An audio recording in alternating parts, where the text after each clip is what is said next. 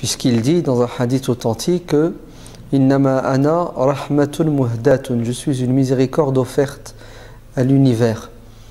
Et lorsque l'une de ses épouses, Aïcha radiyallahu anha, après ce petit conflit qui a duré 29 jours entre le prophète et ses épouses, et les épouses devront choisir entre rester aux côtés du prophète et accepter son train de vie.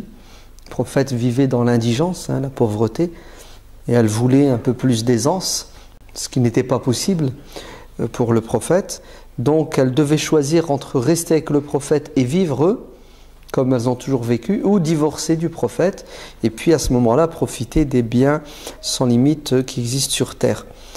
Et Aïcha radiyallahu anha dira au messager de Dieu, ma réponse c'est que je te choisis, bien entendu, je préfère de la privation sur terre, de la privation et l'abondance dans l'au-delà, mais s'il te plaît, ne dis pas aux autres épouses qu'elle a été mon choix. Elle avait espoir que les autres choisissent la dunya pour qu'elle se retrouve seule avec le prophète sallallahu alayhi wa sallam.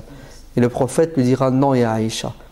D'ailleurs, je ne mens pas déjà, primo, et secondo, Dieu m'a envoyé pour enseigner la vérité aux gens, le bien, et comme bonté et miséricorde.